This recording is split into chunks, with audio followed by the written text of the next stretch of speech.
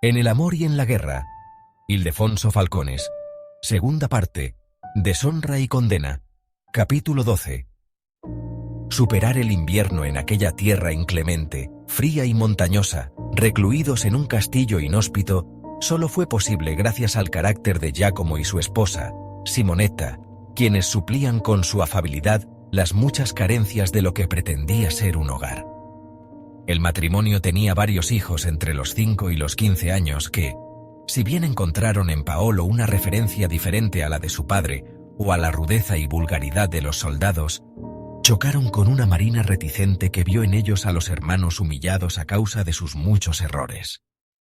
Además de las temperaturas gélidas que hubieron de soportar, el invierno mostró a los fugados una vertiente que les era desconocida, la de la oscuridad y el silencio.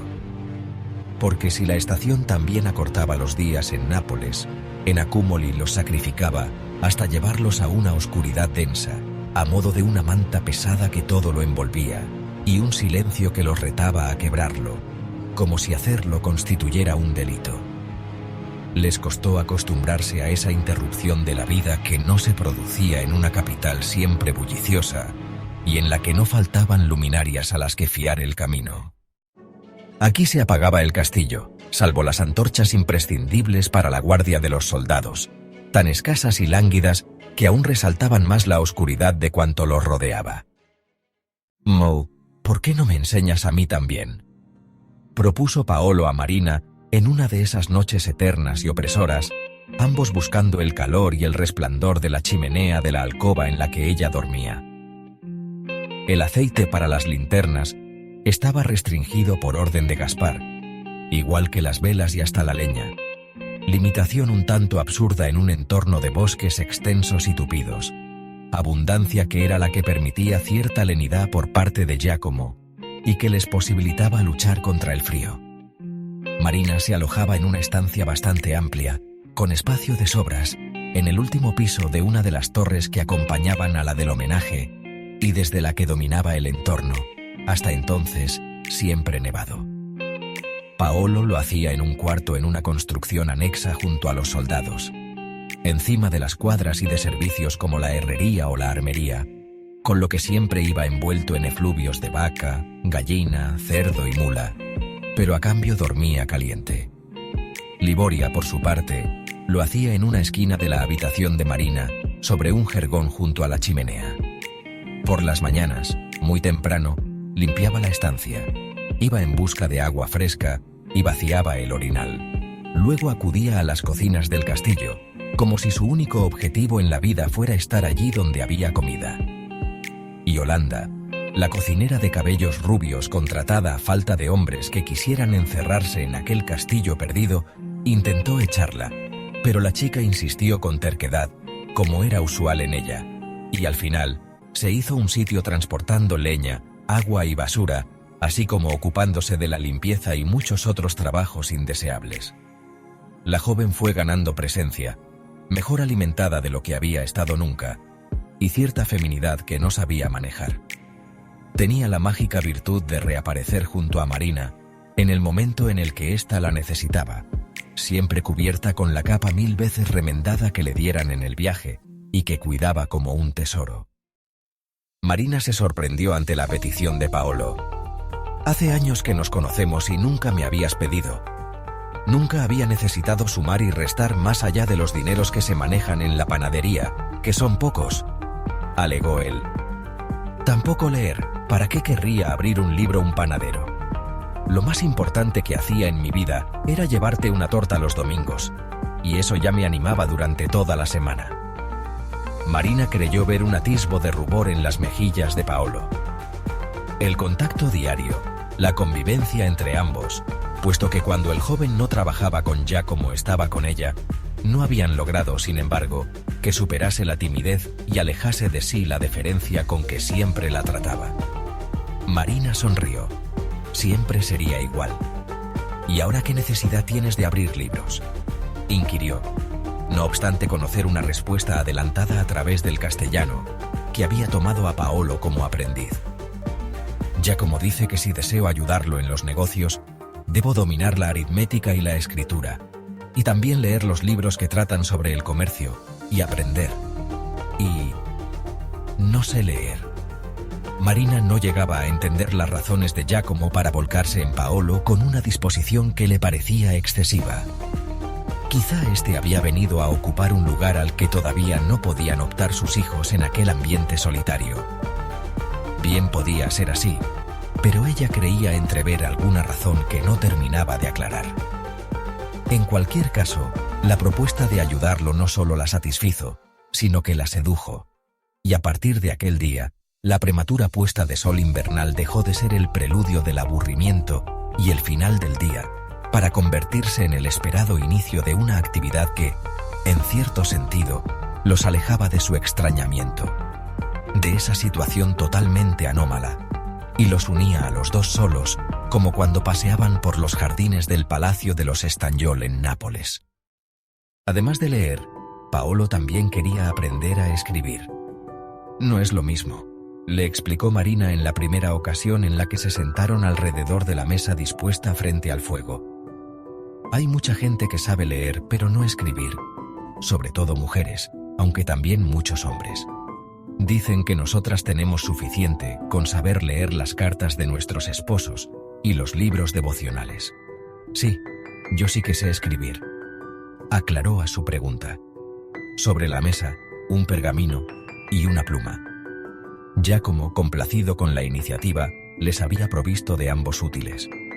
Los pergaminos eran accesibles en los Abruzos, tierra de grandes rebaños de ovejas con cuyas pieles se elaboraban, remojándolas para pelarlas y descarnarlas, secándolas por tensión y puliéndolas hasta conseguir unas hojas sobre las que escribir, de mayor o menor calidad según la edad del animal seleccionado, desde las vitelas, hechas con las pieles de nonatos o recién nacidos, hasta los pergaminos vastos, confeccionados con las de ejemplares viejos.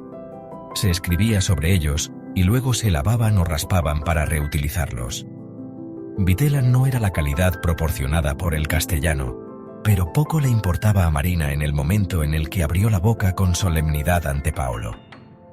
«Ah», pronunció al mismo tiempo que mojaba la pluma en tinta.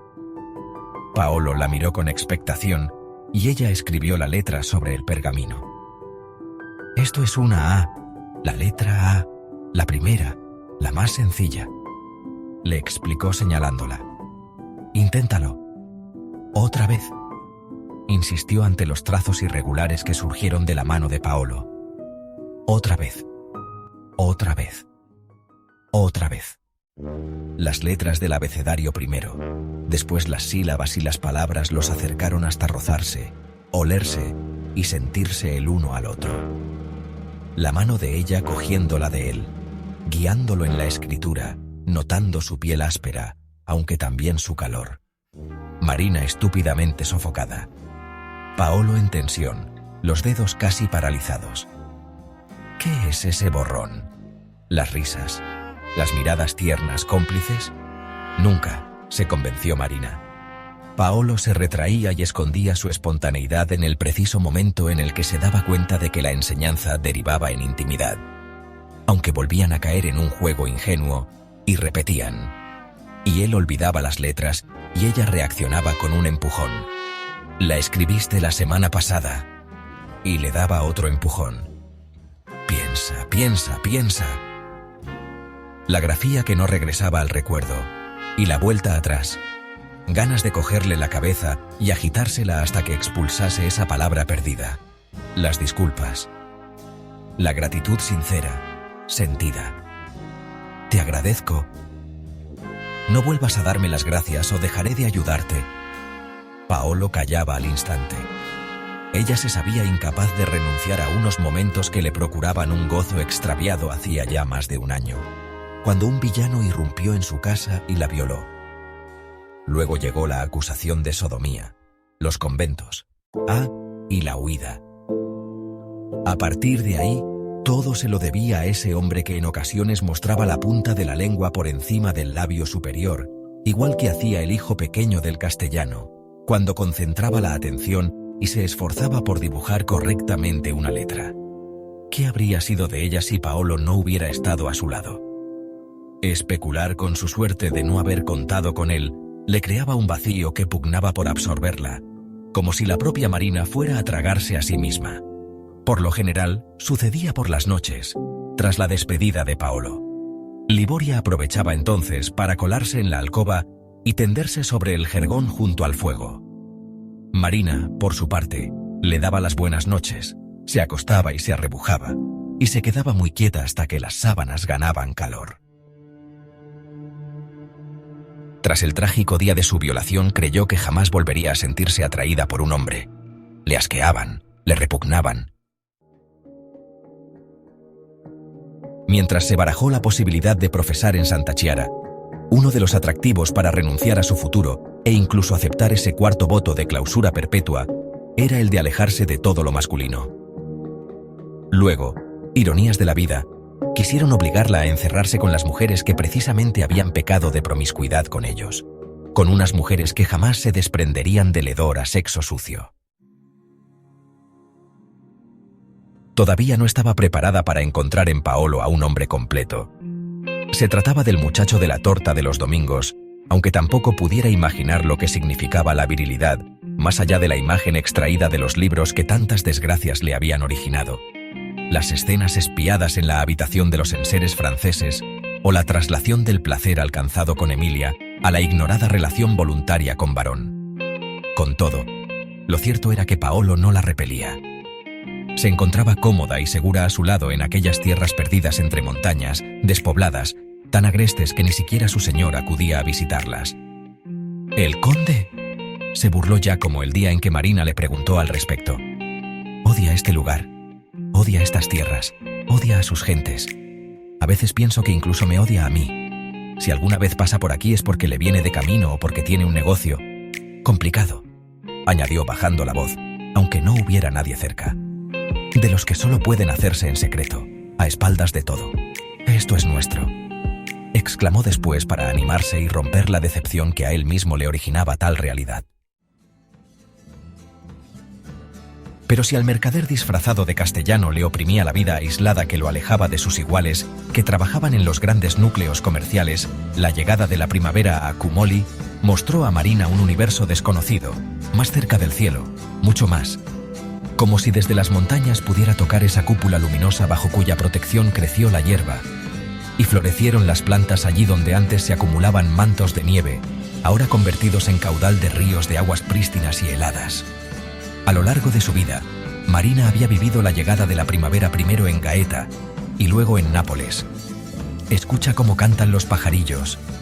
Acostumbraba a decirle su madre esa u otra expresión similar, y ella prestaba atención a los silbidos, los trinos y tantos otros gorjeos, y se deleitaba en ellos como la espectadora que presenciaba el resurgimiento de la vida. Esa primera primavera en Accumoli, sin embargo, tras los meses de frío y oscuridad, fue la propia Marina la que renació y se confundió con un entorno exuberante para convertirse en protagonista de la explosión de vitalidad de la naturaleza. No escuchaba los trinos, reía. Salió a pasear por las cercanías con asiduidad. Intentó rescatar a Liboria de las cocinas para que la acompañase, pero Yolanda se negó a dejarla ir acostumbrada ya a su ayuda. Y por más que lo intentó, Marina no consiguió que aquella mujer que, según se contaba, había llegado de la mismísima Zaragoza, diera su brazo a torcer en buena muestra de la famosa terquedad aragonesa. «Te lo consiento por el excelente trigo cocido que nos haces», le dijo Marina con una sonrisa tras la discusión. Se refería al sabroso y confortable plato que la cocinera les ofrecía durante el invierno y que acostumbraba a ser objeto de chanzas porque se rumoreaba que cierto día Yolanda llegó a perseguir a su esposo por el castillo, insultándolo y enarbolando el rodillo de amasar, por permitir que se quemasen las migas. Así las llamaba ella en recuerdo del plato de su tierra, a cuyo cuidado lo había dejado. Paseó, pues, sin la compañía de Liboria, aunque sí con la de un soldado que ya como se empeñó en que la vigilara. De lejos, sí, aceptó el castellano. Pero una joven como vos no puede deambular sola por ahí. Además, sois mi sobrina, ¿lo recordáis? Y es que había hecho correr ese rumor, y en tal calidad tenía a Marina hasta el sacerdote beneficiado con la capilla de la fortaleza Paolo, un aprendiz que la había acompañado para ayudar al mercader. En cuanto a Liboria, ¿a quién importaba aquella moza salvo a la cocinera? Marina se llenó de aire, de paisaje, de frescor, de verdor.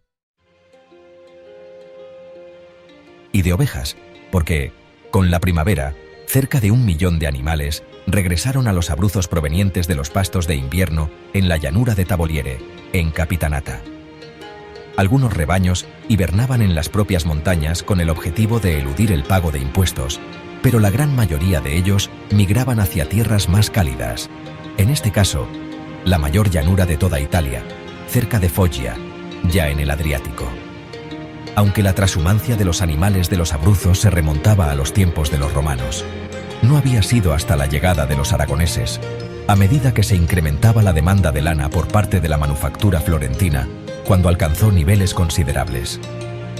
El rey Alfonso quiso asimilar la rudimentaria trashumancia de los angevinos con la institución de la mesta castellana, por la que los rebaños cruzaban España en busca de pastos, pero para ello debía procurar las mismas condiciones que garantizaban el paso pacífico de las ovejas por las tierras de unos nobles deseosos de obtener pingües beneficios de las necesidades de los pastores. A partir de la conquista de Nápoles por los aragoneses, la trashumancia de las ovejas entre los abruzos y Capitanata se convirtió en un monopolio de la corona, que se interpuso entre pastores y terratenientes. Si se obligó a los primeros a llevar sus rebaños a tierras de la Apulia en invierno y a pagar un impuesto por cabeza, a los segundos se les prohibió la imposición de peajes, ordenándoles ceder el paso por sus tierras, así como a arrendar los pastos al precio tasado por la corona, considerando estos, los pastos, como un derecho regio con independencia del propietario o señor de las tierras. Ya desde 1443, en las primeras cortes celebradas el mismo año en el que Alfonso entró triunfal en la ciudad de Nápoles, los nobles intentaron oponerse a esas iniciativas.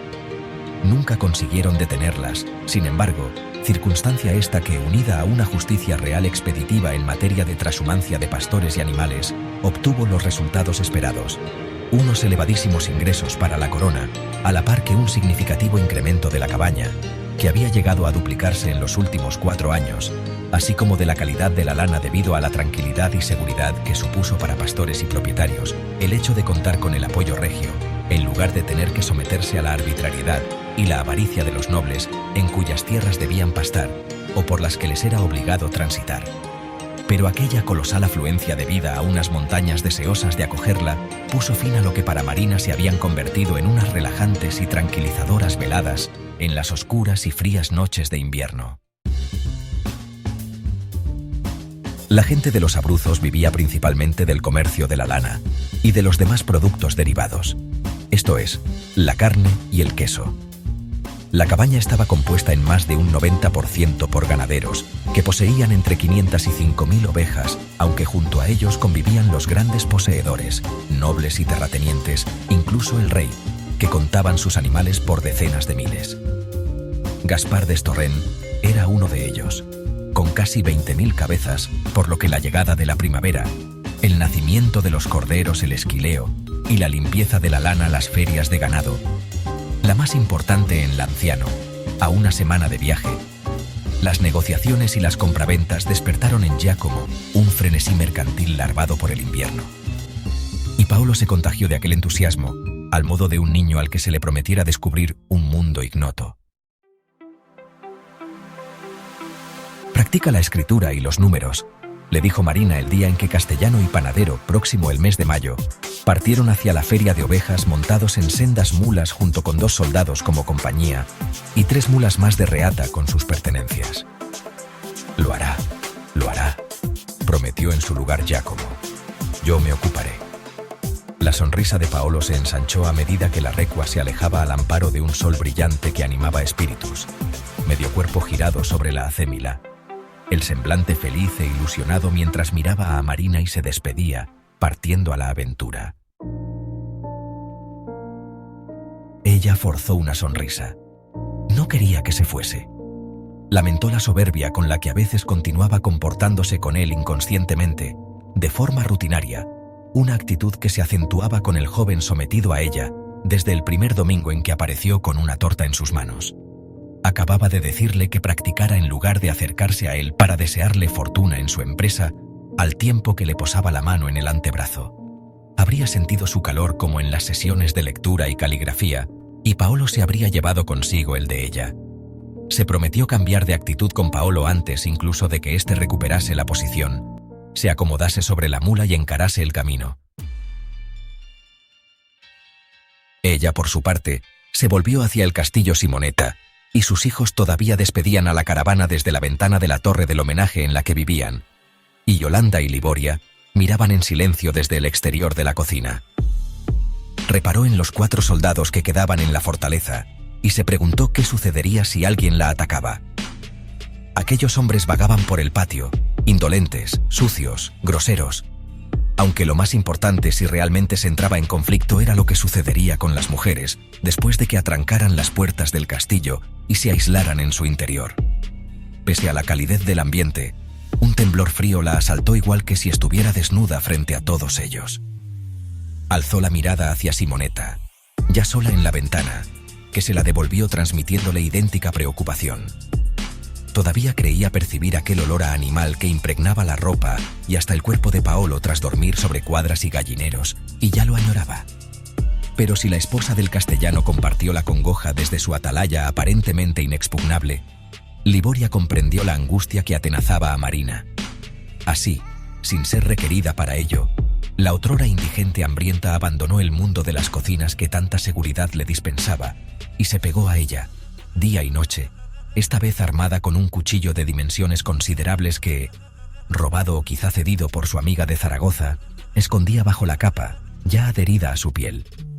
Marina la imaginó enfrentándose a alguno de aquellos soldados con el mismo arrojo y agresividad con que lo hiciera a las afueras de Nápoles, ante los vagabundos que intentaron acercarse a ellas, pero en lugar de utilizar piedras, gritos y escupitajos, en esa ocasión lo haría blandiendo un cuchillo.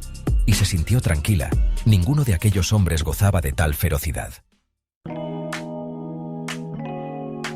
Paolo regresó exultante al cabo de 5 semanas. Marina casi no podía hablar. Habían comprado y vendido lana y ovejas, le explicó. La cabaña de Gaspar, que regresaría a los Abruzos en busca de los pastos de verano, engendraría del orden de unos 9.000 corderos. 1/3 de ellos se destinarían a la rotación de los animales y los restantes, junto con los más viejos, se venderían para carne también en Lanciano, aunque eso sería en la feria de septiembre, donde asimismo se ofertaría la lana procedente del esquileo de finales de verano, de menor calidad que la de primavera. Con aquellos manejos, las madres proporcionarían leche más que suficiente para las toneladas de queso que se elaboraban en la zona. ¿Has escrito?, se interesó Marina entre frase y frase de Paolo. Y hemos ido en barco con las ovejas. También hemos comprado la lana de muchos otros pastores, y Giacomo ya la tiene vendida a los florentinos. ¿Pero has practicado? Sí, he escrito. El semblante de Paolo mudó a la gravedad. Marina no aguantó una mirada en la que creyó percibir reproche. Giacomo me ha enseñado a llevar los asientos en los libros y... Bienvenido, lo interrumpió intempestivamente Marina, alarmada por continuar presionándolo en lugar de animarlo. Dame un abrazo. Sorprendido, dudó si acercarse a ella, y cuando lo hizo, casi forzado por aquellos brazos extendidos para acogerlo, no fue capaz de apretar su cuerpo contra el de ella, y mantuvo una distancia que, aún así, a Marina le pareció la situación más tierna vivida a lo largo de las semanas de ausencia del castellano y su aprendiz. Si se hubiera abalanzado sobre ella, la hubiera decepcionado, concluyó Marina mientras cenaban en la torre del homenaje junto a Giacomo y Simonetta, algo que no había sucedido desde su llegada a Accumoli, pero que ahora, tras el viaje, se planteó como una consecuencia natural. Pese a Liboria y su cuchillo, desde la partida de Paolo no dejó de temer que alguno de aquellos soldados la acosara, y la primera imagen impactante consistía siempre en un sórdido abrazo del que no podía zafarse. Luego, en un momento u otro de sus pesadillas, despierta o dormida, conseguía alejar esos sueños perversos y respirar tranquila de nuevo. Ahora le sucedía lo contrario. Recordar la cercanía del cuerpo de Paolo, las manos tímidamente apoyadas en sus hombros, le aceleraba la respiración. La inquietó que pudiera notarse aquel repentino acaloramiento, aunque parecía difícil que alguno de los comensales se apercibiera de ello, inmersos como estaban en un ambiente dicharachero en el que, para su sorpresa, Paolo intervenía tanto o más que Giacomo, con una Simonetta que asentía aunque también participaba, acostumbrada a escuchar en silencio sobre los negocios de su marido. Los tres reían y charlaban, y Marina se sumaba, aunque cuando hablaban de ovejas, ignorante de su naturaleza y comercio, simulaba concentrarse en la magnífica dobladura de carnero con la que Yolanda festejaba el regreso de su patrón. Pedazos grandes de carne fritos con cebolla en grasa de tocino y cocinados después en el propio jugo mezclado con un majado de pan tostado, avellanas y azafrán al que se añadían 20 yemas de huevo bien batidas. Todo espolvoreado, una vez ya servido en las escudillas con canela molida. La actividad comercial continuó frenética tras el viaje a la feria del anciano. A finales de la primavera se produjo el primer esquileo del ganado y después la selección de la lana por su calidad y su lavado antes de ensacarla para la venta, y Paolo participó en cada uno de esos procesos como si la vida le fuera en ello. La afluencia de la gente necesaria para todos esos trabajos, entre la que se contaban muchas mujeres y niños, convulsionó un valle que hasta entonces solo parecía perturbado por los balidos de las ovejas. Marina trataba en vano de recuperar la intimidad de la que disfrutara con Paolo durante el invierno, pero este, o bien regresaba cansado ya anochecido al castillo, si lo hacía, o bien era requerido por Giacomo para revisar el estado de los negocios. Fueron escasas las ocasiones en las que pudo acercarse a su amigo para charlar con él. En ellas, evitó preguntarle por la lectura o la escritura, aunque le quemaba la necesidad de comprobar sus progresos, y callaba por no imponerse, por no alzarse sobre él como la diosa que lo hiciera en Nápoles. Pero entonces no tenían de lo que hablar, y Paolo caminaba a su lado como acostumbraba en los jardines del Palacio de los Estangiol, en silencio, a la espera de que ella tomara la iniciativa.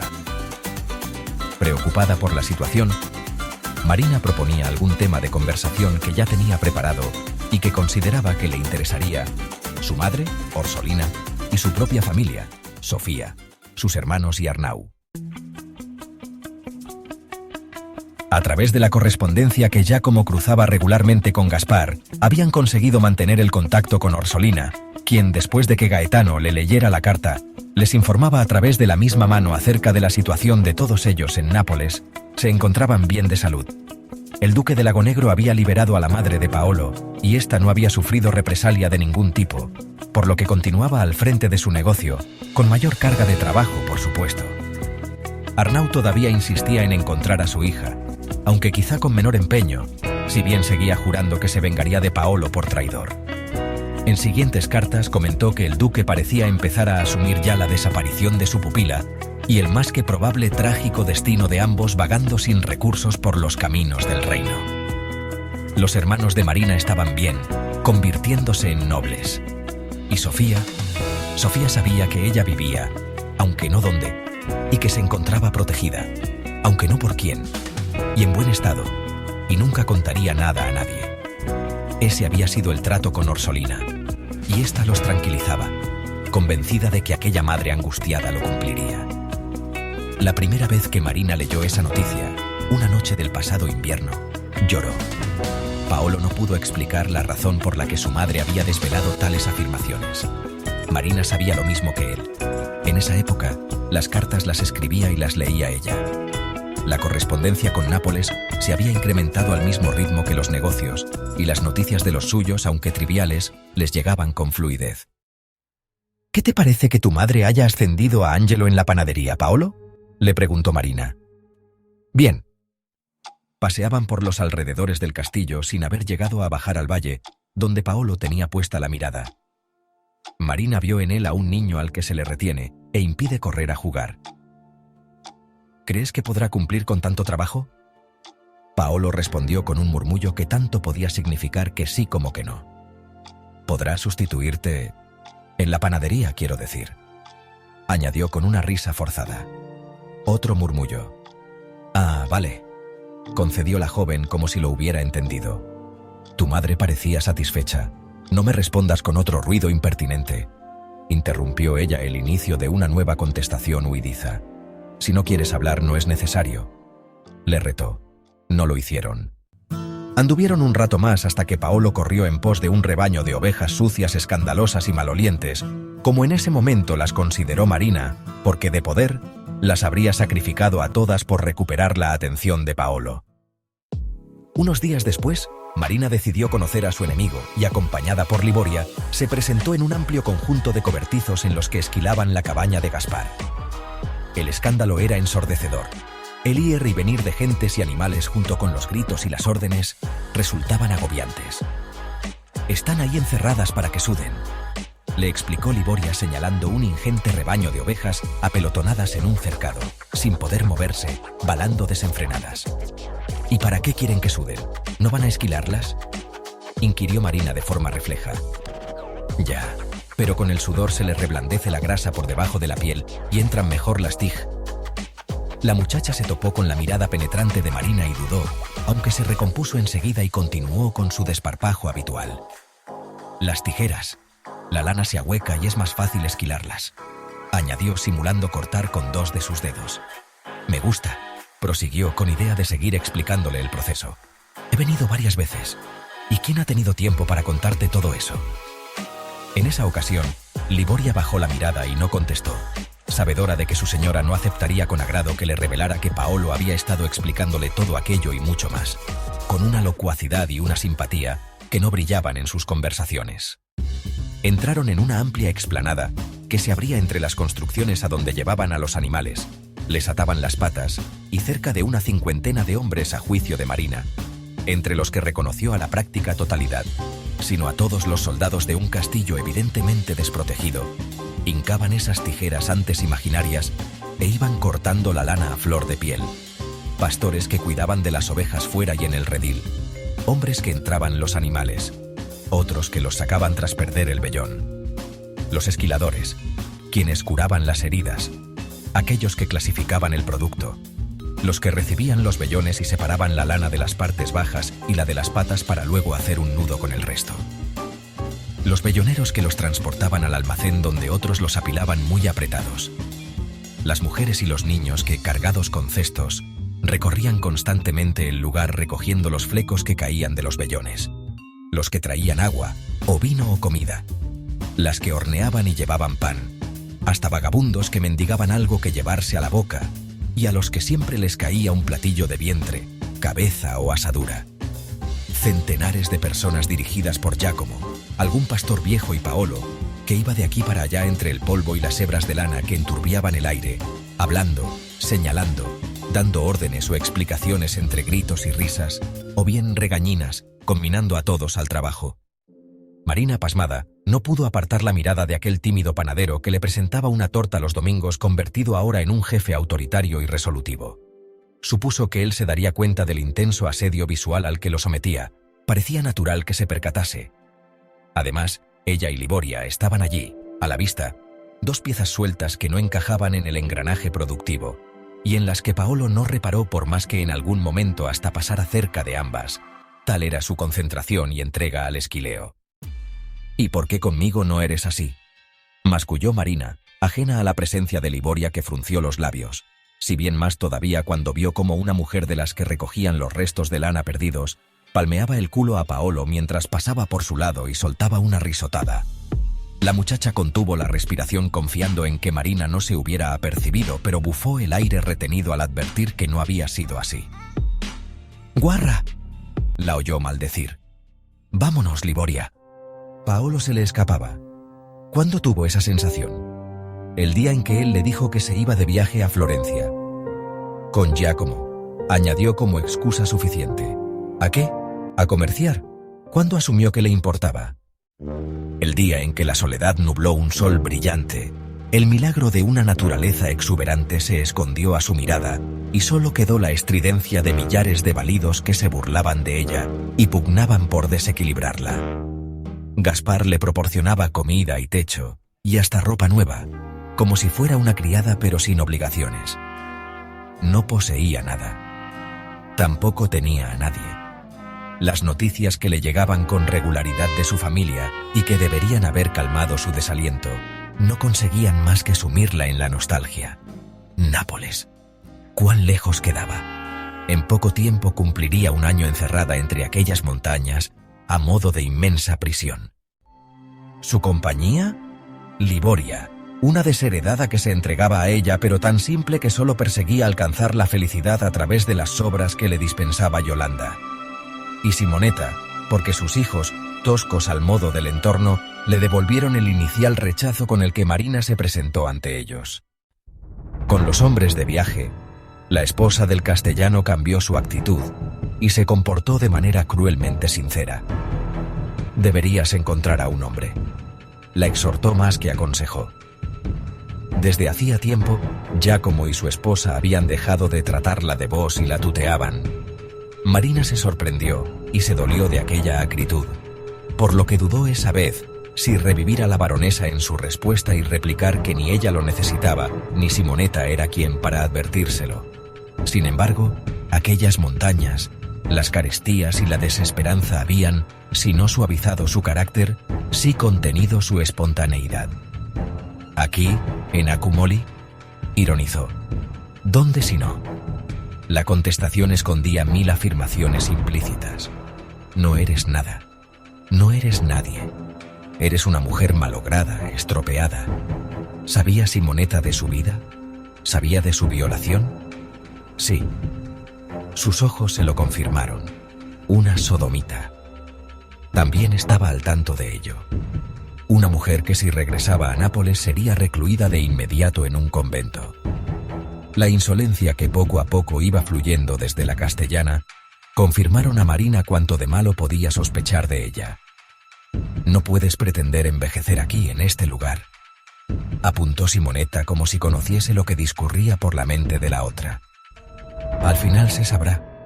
Tú quizá puedas esconderte, pero Paolo no. Es un joven bien dispuesto. Prosperará, viajará, probablemente ganará dinero, y eso le traerá enemigos. Siempre pasa, y lo señalarán, y contarán su historia, y la tuya, y el duque se enterará y después te encontrará», sentenció. Marina negó con la cabeza ante la amenaza, pero sin excesiva convicción. «No», titubeó. «Sí, lo sabes». Simonetta forzó una risita sardónica. «¿Qué somos las mujeres?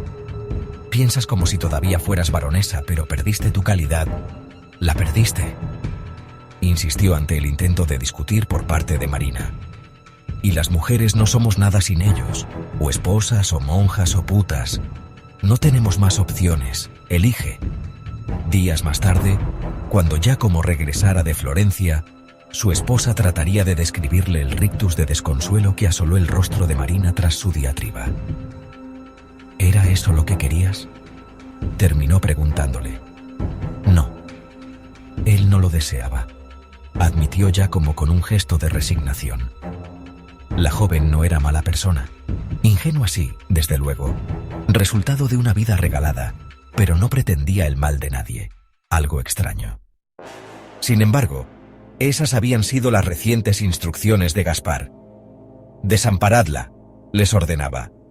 «Que interiorice su dramática situación, que se sienta una mujer sola, indefensa, vulnerable, y busque el amparo espiritual y hasta físico del panadero». En un primer momento Gaspar, excitado al recuerdo de las caderas y las firmes nalgas de la joven transportándolo a un éxtasis asombroso, se regodeó en la posibilidad de acudir al castillo y volver a disfrutar de la hija de Arnau. Con el tiempo, no obstante, la distancia y la incomodidad del viaje, sus muchas obligaciones y la pereza enfriaron su ánimo. Además, si lo hacía, se descubriría, en aquel lugar dejado de la mano de Dios no podría utilizar ardid alguno. ¿Y qué haría con la chica? Tendría que librarse de ella, pero siempre pendiente del riesgo de que, un día u otro, se conociera la verdad.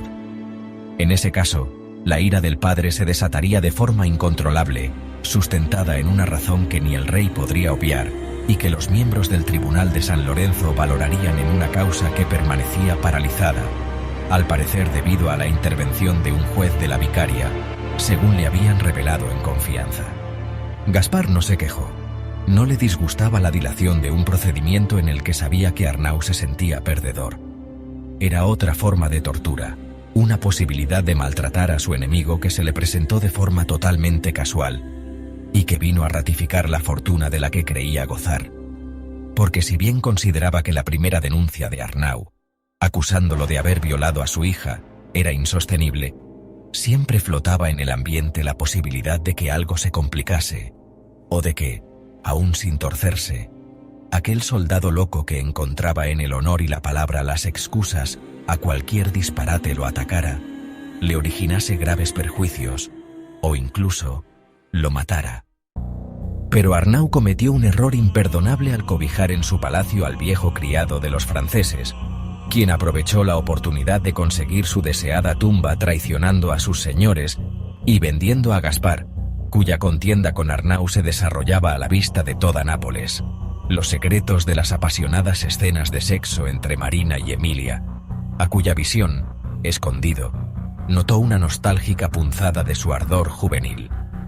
Con esa delación, Baltasare consiguió su funeral y Gaspar obtuvo los argumentos suficientes para hundir públicamente a su odiado hermanastro. En el momento en el que renunció a sus fantasías con Marina, el conde de Accumoli concluyó que tampoco podía mantenerla de por vida en el castillo.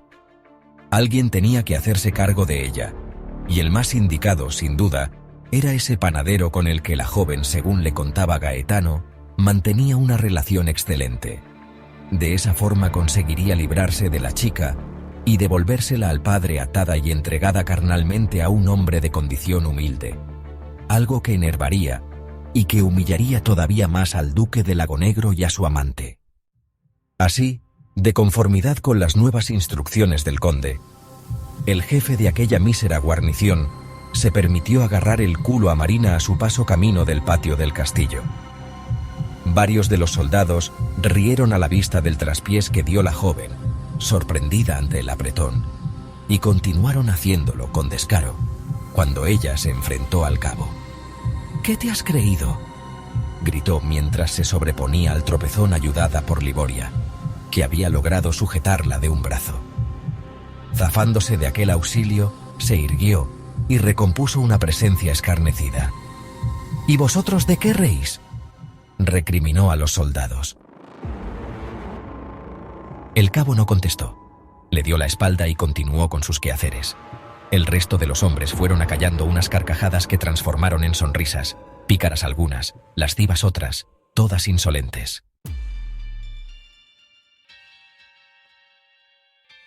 «Os denunciaré al castellano», los amenazó Marina, sin lograr que renunciaran a su indolencia.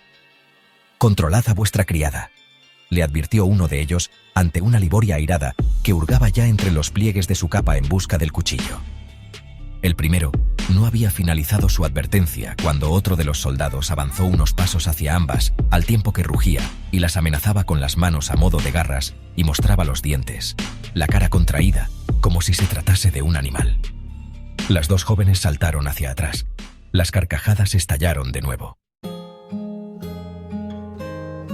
«Les llamaré la atención», prometió Giacomo esa misma noche, cuando, al regreso de Paolo, Marina le contó lo sucedido y acudieron a quejarse al castellano. «¿Solo eso?», exclamó Marina. «¿Les llamaréis la atención? ¿No les impondréis un castigo ejemplar?». El castellano simuló pensar una contestación que, sin embargo, había preparado ya. «Debemos tener presente que esos hombres llevan aquí mucho tiempo de guardia, que en estos parajes no hay muchas mujeres disponibles y que sus necesidades los acucian. Tienen que reprimirlas», volvió a interrumpirlo Marina. «¿Reprimirlas?», quiso terciar Simonetta, quien, sin embargo, se vio acallada por su esposo. «Deberían», afirmó este. «Estoy contigo. Pero ven a una mujer joven y atractiva y soltera, sin un hombre que procure por ella y la defienda, y pierden el respeto. Ten en cuenta que lo pierden incluso con quien creen que es mi sobrina». Esa condición supuso un inconveniente para el cabo de la guarnición. «¿Es vuestra sobrina?», se extrañó este después de que Giacomo le instara a sobrepasarse con ella. Ya», contestó el castellano, «pero no te pido que la fuerces, solo que la asustes, que se sienta insegura». El cabo se comprometió, pero no pudo hacerlo en nombre de sus soldados. «Sabéis que un hombre encelado», le advirtió. «¿Cómo voy a dominarlo si soy yo el primero que...?» «Pues tienes que hacerlo», le ordenó el castellano. Ese mismo argumento utilizó ante la insistencia de la joven, que discutía con Simonetta ante un Paolo superado, convertido en simple espectador. «Lo siento, Marina», pretendió poner fin a la contienda entre su mujer y su supuesta sobrina. Intentaré ser contundente con el cabo y con el resto de los soldados, pero siempre debo sopesar la posibilidad de que se rebelen. No sería la primera guarnición que lo hiciera. Les importa poco. Son hombres de fortuna que, sin duda, y en los tiempos que corren y en tierras de frontera, encontrarían acomodo unas millas más allá, donde son tan necesarios como aquí. Nadie les preguntaría. Nadie los perseguiría. Eso si no se quedasen directamente en esta fortaleza, y el conde, en lugar de sustituirlos a ellos, lo hiciera con nosotros. Si lo desean, nos someterían sin necesidad siquiera de utilizar sus armas. Marina rememoró las veces que había temido que cualquiera de aquellos hombres se sobrepasara, un peligro que la acechaba con insistencia desde que Paolo empezara a viajar y la abandonara en aquel castillo. ¿Crees que serían capaces?, le preguntó esa noche a Paolo, interrumpiendo unas clases cada vez más fructíferas para un hombre que empezaba a dominar la lectura, pero sobre todo la escritura, dibujando los caracteres de forma grácil con unas manos de dedos largos y hábiles con los que Marina soñaba en ocasiones, aunque nunca recordara qué hacían con ella. Él, concentrado, emitió un gruñido a modo de pregunta. «¿Los soldados?», aclaró ella, para luego insistir. «¿Te parece que serían capaces de rebelarse y tomar el castillo?». Paolo dejó su tarea y se enfrentó a Marina con seriedad. «Desgraciadamente, esos bellacos son capaces de cualquier cosa», afirmó más por apoyar a su maestro que por convicción. «Aunque tienes a Liboria con su cuchillo para defenderte», bromeó después para restarle importancia. Y le sonrió. Liboria había saltado hacia atrás igual que ella ante el soldado que se abalanzó hacia ambas de forma salvaje. Quizá la muchacha no fuera tan feroz como Marina suponía. ¿Tú me defenderías?». Paolo dejó de escribir y alzó la cabeza. Una vez más, Marina se fijó en sus dedos, y un impulso la llevó a cogerlos y posarlos sobre la palma de su otra mano extendida a modo de bandeja. Demasiado delicados para pelearse con un soldado rudo. «No», quiso rectificar. «Claro que lo haría», susurró él con una intimidad que estremeció a la joven. Marina deseó besar las yemas de aquellos dedos. «Escribe, escribe», lo instó en su lugar turbada. Paolo continuaba yendo con Giacomo de un lado a otro del reino. Tal como desaparecían las mulas por el sendero que descendía al valle, el entorno del castillo se enrarecía con un pesado hedor a lujuria que impedía respirar a Marina y que la obligaba a buscar compulsivamente bocanadas de aire fresco. Aunque los soldados no la tocaban, se sabía desnuda en sus mentes calenturientas. Buscó apoyo en Liboria, siempre dispuesta, pero para su contrariedad, una mañana, cuando la muchacha debía regresar a su alcoba con leña para la chimenea, apareció acompañada de uno de los soldados. Si bien Marina le negó la entrada, no pudo impedir, empero, el detallado examen que el hombre hizo de su entorno íntimo desde el vano de una puerta que no le permitió cerrar. La curiosidad del guardia concedió a las dos mujeres la posibilidad de cuchichear entre ellas mientras ordenaban los troncos. Se llevaban a Liboria con el esposo de Yolanda, el pastor, que necesitaba más ayuda para trashumar el gran rebaño de Gaspar a los pastos de invierno, ahora que se acortaban los días. ¿Por qué? Liboria no lo sabía. Ella no entendía de ganado. ¿Negarse? Tal como lo intentó, la condujeron a patadas y empujones hasta el portón del castillo para echarla. Al final cedió. ¿A dónde iba a ir si no? «Volveré», le prometió la joven, el labio inferior y el mentón temblorosos, los ojos húmedos. Marina habló con la cocinera, que no supo darle razón. Luego lo hizo con Simonetta. «No la mandéis con las ovejas», le rogó. «La necesito conmigo. ¿Te ha pasado algo? ¿Han vuelto a sobrepasarse contigo los hombres?», se interesó la castellana. «No». Entonces, ¿debía reconocerle que tenía miedo? «Quiero tenerla a mi lado», casi exigió. «Os lo pido por favor», rectificó su tono. «Le he cogido apego». Simonetta se irguió y suspiró antes de contestar. «¿En verdad te estamos haciendo ese favor?», la sorprendió. «Escucha», le pidió antes de que interviniese. «El conde de Accumoli se ha enfurecido al enterarse de la existencia de esa desdichada y de que la alimentábamos sin contraprestación alguna. Cuando tú y Paolo llegasteis aquí, Giacomo os dijo que comería de vuestra comida y que dormiría con vosotros, y con el tiempo eso fue quedando en el olvido. y la cocinera se aprovechó para descargar tareas que le son propias, y la situación se consolidó. Mi esposo ha tenido que soportar la reprimenda del conde por esos gastos que no quiere afrontar en favor de una persona que no trabaja. Puede hacerlo. La interrumpió Marina sin pensar. Eso es precisamente lo que ha decidido Giacomo. Marina titubeó. Me refería a que trabajara aquí, en el castillo. El castillo estaba bien atendido antes de que llegarais y sigue estándolo ahora. Yolanda y las demás criadas son suficientes. El conde no aceptará más dispendios por ese concepto. Aquí, esa chica sobra. Además, reconozcamos que no es la más indicada para servir ni limpiar. El cuidado de los animales parece más adecuado a sus circunstancias. Si se esfuerza, estará bien con las ovejas. Pero, Marina, Paolo ha explicado a Giacomo el motivo por el que esa pordiosera llegó hasta aquí. Es de agradecer que os ayudara. Sin embargo, no es más que una desahuciada que, de no ser por la generosidad de mi esposo, habría vuelto a la mendicidad y a la ratería, aunque te aseguro que en las montañas es mucho más difícil sobrevivir que en una gran ciudad, donde es posible confundirse entre el gentío después de hurtar comida y dineros. Aquí los lugareños están al tanto de sus propiedades, tienen muy pocas, y no acostumbran a mostrar compasión con los ladrones. La orden del conde de Accumoli era que echásemos a Liboria sin consideraciones. En lugar de ello, Giacomo le ha concedido la oportunidad de aprender con las ovejas. Deberías alegrarte. Le fue imposible animarse con el destino adjudicado a Liboria. Añoraba su compañía en el momento en que oscurecía y los ruidos, que durante el día pasaban desapercibidos, cobraban maldad y se convertían en perversos heraldos de 1000 desgracias en la noche. Marina atrancaba la puerta y la comprobaba, 1, 2 veces.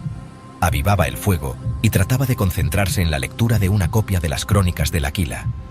Sin embargo, si le agradó sobremanera cuando lo descubrió en la biblioteca de Giacomo, aquel manuscrito se confabulaba ahora con sus miedos y permitía que las letras desfilaran ante sus ojos al ritmo de las pisadas de los soldados que discurrían por delante de su puerta o por debajo de la torre. No era usual aquel trajín. Marina temblaba y se encogía en el sillón. ¿Y si asaltaban la alcoba? Nadie acudiría en su ayuda. Simonetta y sus antipáticos hijos se aislaban en la inexpugnable torre del homenaje. Yolanda y las otras criadas lo hacían en grandes habitaciones compartidas junto a las cocinas.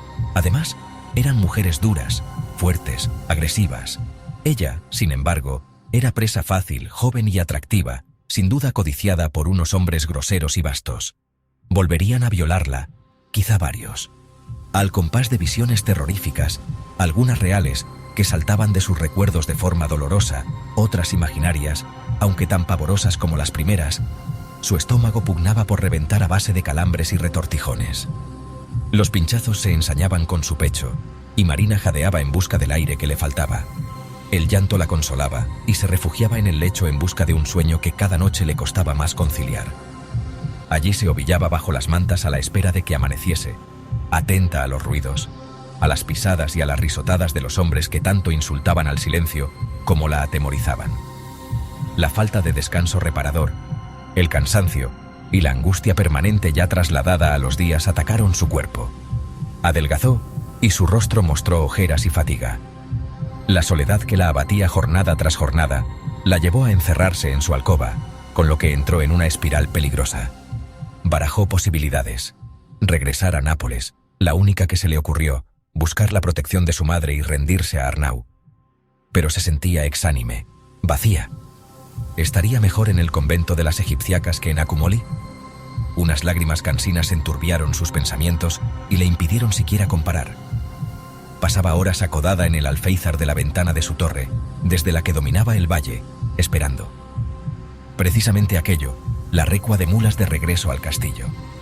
Bajó la escalera cuidando de no tropezar, y poco le importó la presencia del guardia en la puerta, ni lo que mirara o pensase o deseara. Aguardó con impaciencia a que las mulas, de una lentitud exasperante, llegaran hasta ella, y un impulso irrefrenable la llevó a abalanzarse sobre Paolo. «Gracias a Dios que habéis vuelto. He rezado por el buen fin de vuestra empresa. ¿Estáis bien? ¿Tú estás bien?», inquirió con la voz tomada, pugnando por no llorar delante de él, por no derrumbarse. «¿Cómo ha ido todo?». «Bien, muy bien», contestó Paolo, sorprendido por tan inesperada y efusiva bienvenida. Marina casi se abrazó a la pierna que colgaba de la mula él sentado atrás, sobre la grupa, y de tal guisa lo acompañó hasta el patio. Desde aquel momento hasta que emprendió un nuevo viaje, buscó la seguridad en un Paolo cuya sola presencia ahuyentaba sus miedos. Recuperó el sueño ante la certeza de que, si gritaba en la noche, él la oiría y acudiría en su ayuda. Cuando se encontraban, procuraba no apabullarlo. Dejó de provocar la conversación y ésta solo surgía de manera natural, y por encima de todo, se obligó a respetar sus muchos silencios, lo que los condujo a una relación tranquila y sosegada en la que Marina se encontró tremendamente cómoda. No mandaba, no decidía, no se erguía por encima de él, no peleaba. Una actitud que aplacó aquel espíritu de la nobleza enraizado en el poder y el conflicto en el que la habían educado. Perseveraron en la instrucción de Paolo, y en la calma de la noche, él escribiendo, ella leyendo, el rasgueo sobre el pergamino se convirtió para Marina en una especie de música a cuyo son veía danzar los dedos de él. El silencio se convirtió en el mayor aliado de los sentidos, y todo lo que hasta entonces se estrellaba contra palabras o recriminaciones exacerbó ahora una sensibilidad latente. En la quietud, Marina escuchó la respiración de Paolo y acompasó la propia al ritmo que él marcaba. Se extrañó de que el olor a los animales sobre los que dormía ya no le molestara. Marina sentía el calor de Paolo y buscaba acercarse a él, tocarlo, notar su vida. Al cabo de un mes, cuando las noches ya eran largas y frías, Paolo volvió a partir de viaje con el castellano. En el lecho, acurrucada, Marina luchó con otros miedos que no tenían que ver con aquel castillo, y por primera vez, desde que la fortuna le diera la espalda y un ser infame la violase, permitió que su deseo flirtease con el sabor de la boca de un hombre. Marina tuvo que abandonar su alcoba. Ciertamente, tras la del castellano, la suya era la más amplia y acogedora del castillo de Accumoli. Con la ayuda de Yolanda y una criada, recogió sus escasas pertenencias, ordenó la estancia y se mudó a la torre del homenaje.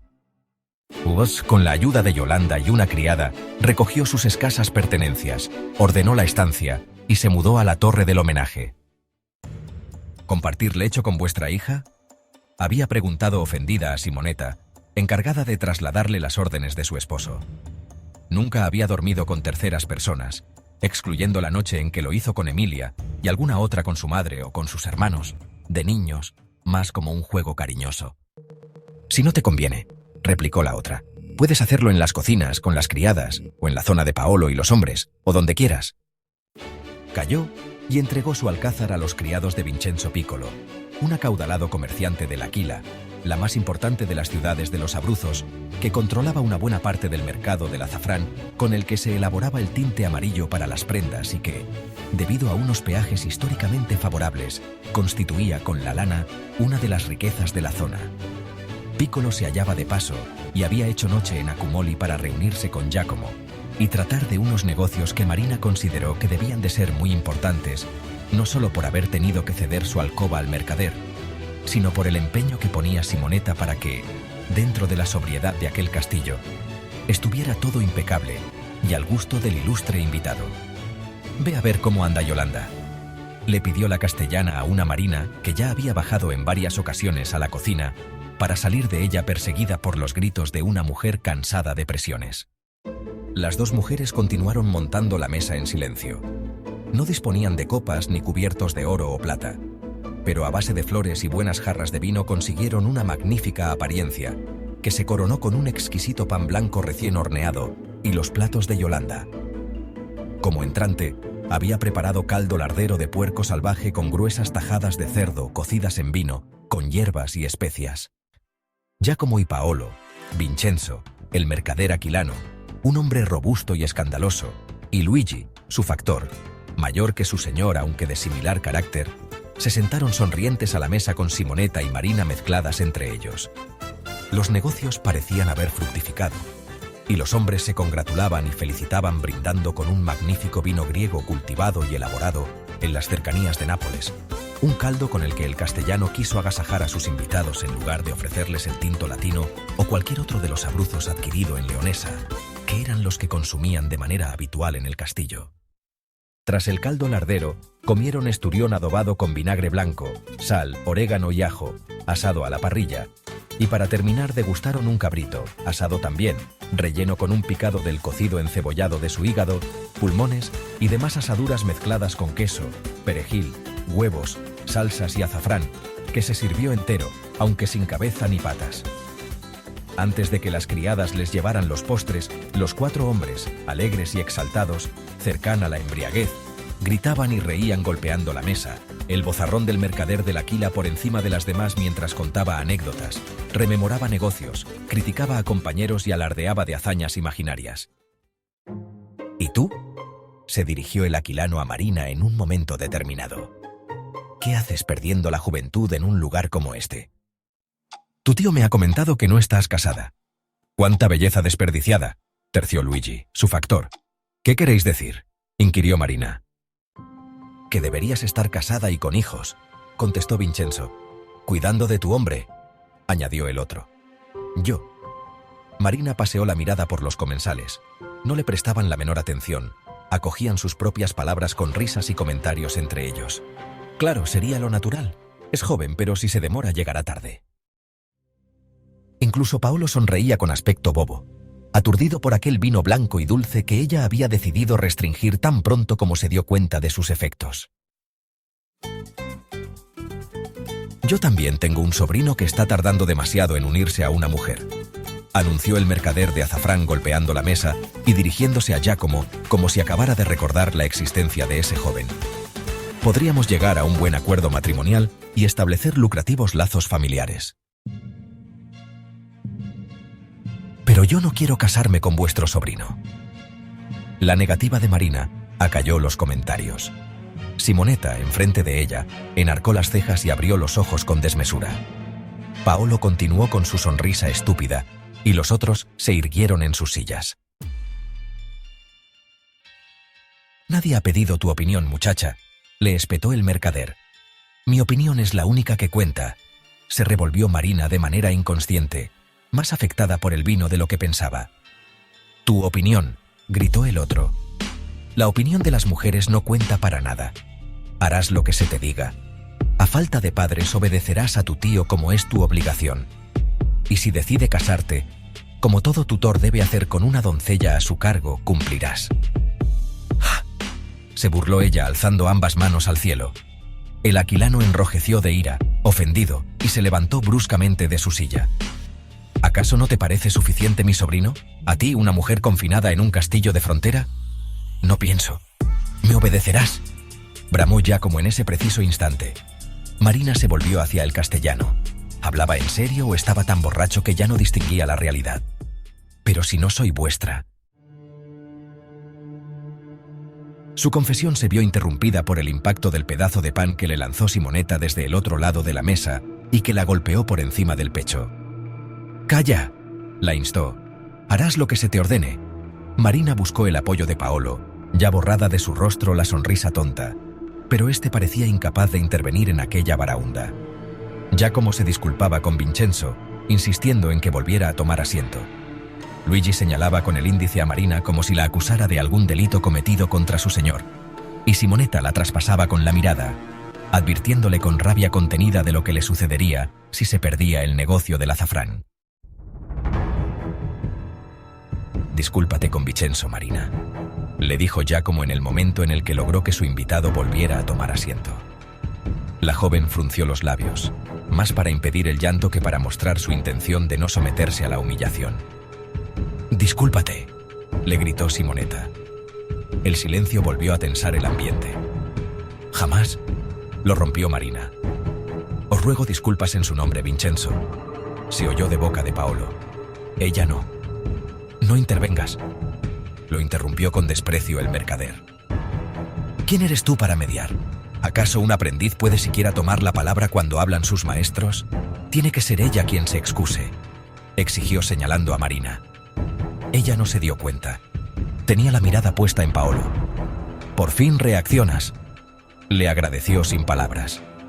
«¿Todos vuestros empleados y familiares son tan groseros?», añadió Vincenzo dirigiéndose ahora a Giacomo.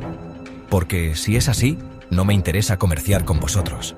«No», saltó el castellano temiendo perder el negocio. «Mantente en silencio», ordenó a Paolo. «Pero, intentó argumentar este. Una sucesión de exclamaciones llovió sobre el joven. «¡Cállate! No insistas. No es tu problema. Eres un aprendiz». «Discúlpate», insistió Giacomo a Marina. «Lo lamento», se oyó decir a sí misma, aunque con la mirada fija en Paolo, hundido en su silla. «De acuerdo», dijo el castellano para poner fin al incidente, pero su invitado no estaba dispuesto a olvidar. «Con ese carácter es normal que no haya conseguido esposo», bufó. «Aunque siempre es un aliciente domar al gusto de uno a fieras como esta. Ya te meteré en vereda en la quila cuando formes parte de mi familia», la amenazó. A partir de ese momento, el frío del salón del castillo acometió el cuerpo de Marina, llevándola incluso a un tembleque, que procuró disimular mientras escuchaba cabizbaja la retahíla de bondades y virtudes del sobrino del aquilano y de sus allegados, de su casa y de su negocio, y hasta de él mismo en un alarde de vanidad. De cuando en cuando levantaba la vista hacia Paolo, que permanecía con la copa de vino griego como adherida a su mano, y, dejando de lado el sabroso postre de manzana preparado por Yolanda y que los demás ensalzaban, lo imitó y bebió de un solo trago lo que no se había atrevido a sorber a lo largo de la cena. Un par de mercaderes avaros la humillaron. Simonetta se atrevió a lanzarle un pedazo de pan como si fuera una simple criada. Todos le recordaron que no era más que una mujer sometida a la voluntad de aquel a quien, aun de forma simulada, aceptaba públicamente como tío carnal. El aquilano no cejó, y al poco de que Marina recuperara su alcoba, envió a un casamentero para tratar con Giacomo de los esponsales de sus respectivos sobrinos. Al tiempo que aquel se interesaba por los dineros con los que el castellano dotaría a su pariente, este llamó a Marina y, desprevenida ella, la exhibió en el salón ante el heraldo de Vincenzo. El casamentero, tras aprobar su aspecto a la exclamación de «bellísima», pasó a preguntar por su salud como si tratara de la venta de un caballo o de uno de los perros de caza de Arnau. «¡Claro que estoy sana!», se adelantó ella a la contestación de Giacomo. El hombre sonrió paciente ante su arrebato. «Ya me advirtió Vincenzo acerca de tu carácter.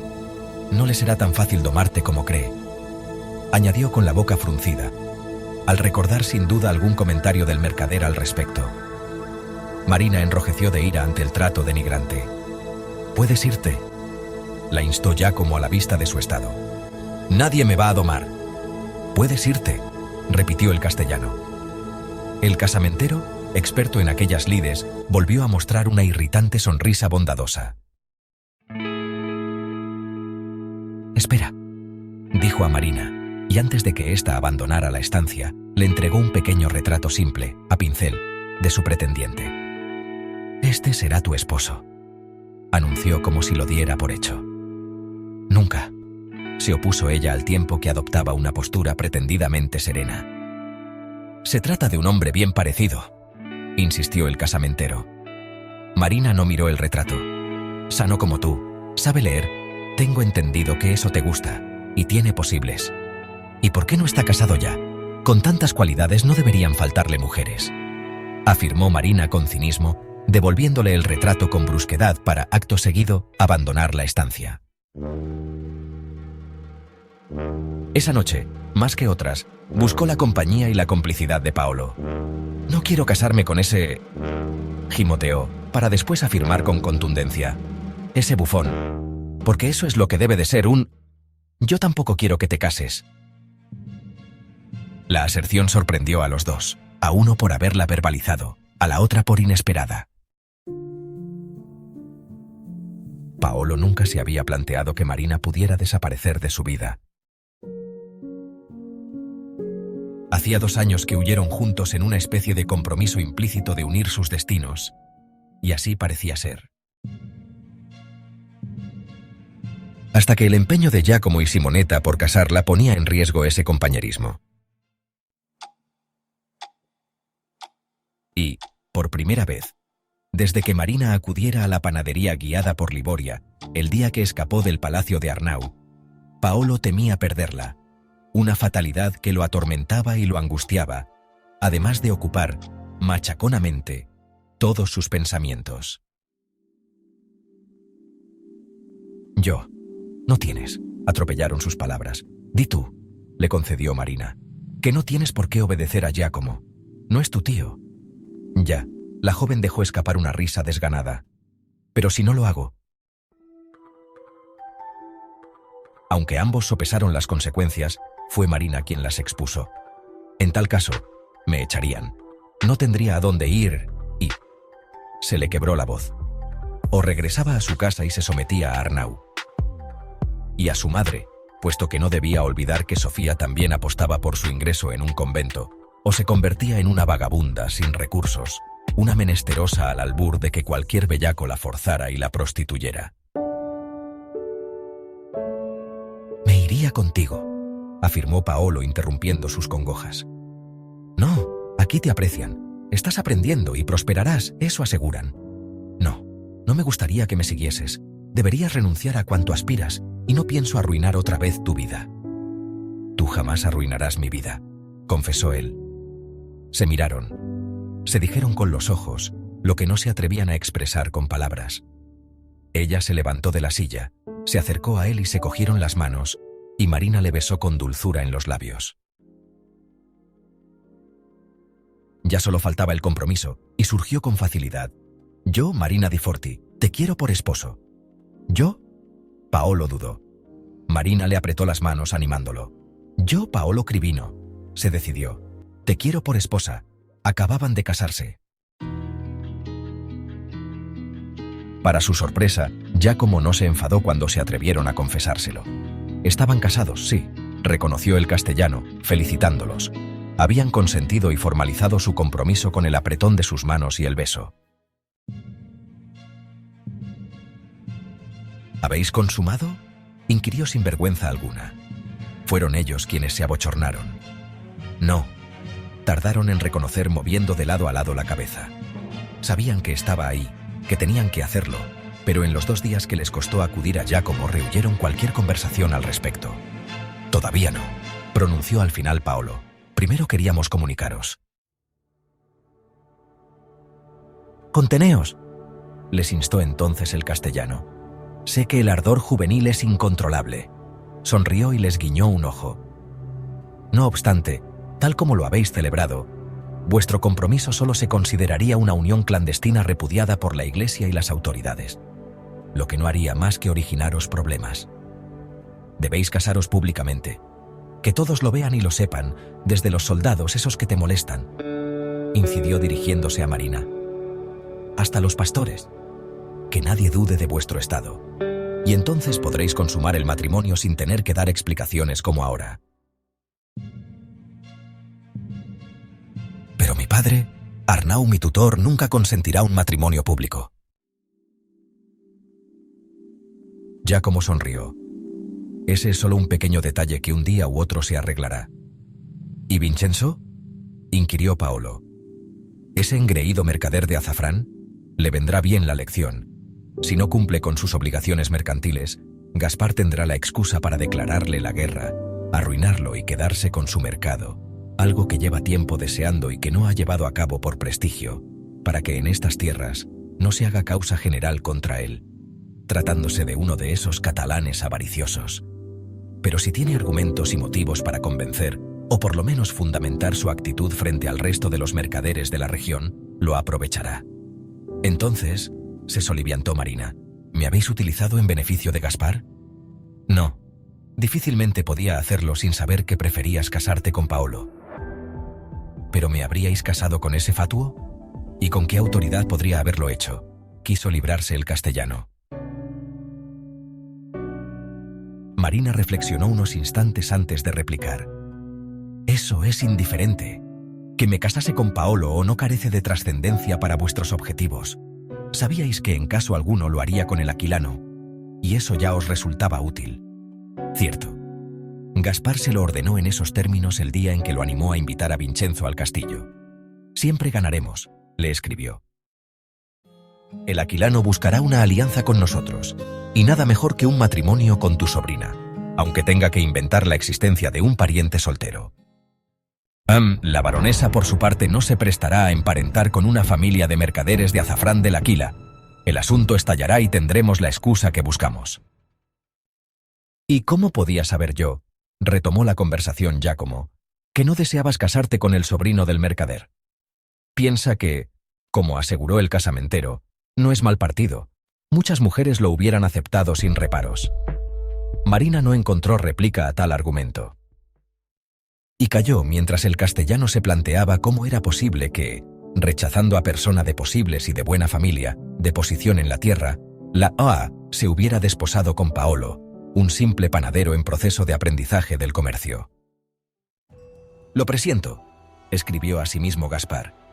«La joven no consentirá casarse con nadie de inferior calidad a la que ella disfrutó, pero el panadero es diferente. Es suyo, y si se ve acorralada, como debes conseguir, se refugiará en lo que conoce, en lo que ya le pertenece». Su señor había vuelto a acertar como hacía con los negocios, concluyó Giacomo. «Y el día en que se casen», añadía Gaspar, «que lo hagan en público, ante la iglesia». Con la llegada de la primavera y el regreso de la cabaña de ovejas, a las puertas de la parroquia de Accumoli, frente a centenares de lugareños que los habían acompañado hasta allí en una procesión festiva y que ahora los rodeaban para dar fe de que aquel matrimonio se contraía públicamente, Marina y Paolo repitieron sus votos y manifestaron su consentimiento in facie ecclesiae, esto es, ante la iglesia. Giacomo y Simonetta se hallaban a su lado, todos vestidos con ropa nueva confeccionada con lana de la tierra, tan sencilla como práctica, incluida Liboria, a la que obligaron a arrinconar su capa. Los vítores de la gente afianzaron en Marina los sentimientos vividos durante el tiempo de espera. Paolo le ofrecía un nuevo mundo, de respeto, de dulzura, de comprensión y de compañía. Alentaba la esperanza y enardecía la ilusión por un futuro olvidado desde que huyó de Nápoles. Ama, no, desde mucho antes, desde que un desalmado asaltó su casa y la violó. Tras ello, su existencia se convirtió en un doloroso transitar por los insultos, las humillaciones, los deseos y las órdenes de los demás. El panadero, aquel que le llevaba tortas los domingos, el joven tímido de manos gráciles siempre manchado de harina, se erigía en su salvador. ¿Lo amaba? Si tocar la felicidad significaba amar, sí, y en eso pensó cuando ante todas aquellas personas humildes como lo era ella misma, le cogió las manos y lo besó. Él le puso un anillo de plata en el dedo. Después entraron en el sencillo templo con el párroco, quien había anunciado previamente su matrimonio a los feligreses durante las misas dominicales por si alguien objetaba impedimento alguno, y éste los bendijo. Restaba una condición importante, la transdutio ad maritum, la entrega de la novia por parte de su padre al esposo en señal de pertenencia a esa nueva familia. Fue Giacomo quien la entregó. Marina no tenía padre, aseguraron al párroco cuando éste se interesó por su obligado consentimiento, circunstancia que era cierta, y el tutor ya no ejercía, lo que tampoco dejaba de ser verdad. Una generosa donación a la iglesia contribuyó a que el religioso obviara cualquier cautela al respecto. Salvo ese requisito, que un día u otro se arreglaría como anunciara Giacomo, el resto del proceso se ajustó al difícil encaje de las confusas normas civiles y eclesiásticas por las que se regían los enlaces. Incluso Gaspar dotó a Marina, un negocio que se formalizó entre los novios poco antes de la boda ante notario, siendo ese el único documento que acreditaba su enlace. El conde de Accumoli también financió el banquete en el que se invitó a los vecinos del pueblo y en el que los novios bailaron, celebraron y festejaron una fortuna que deseaban con todas sus fuerzas. Solo les quedaba consumar el matrimonio para que fuera considerado perfecto.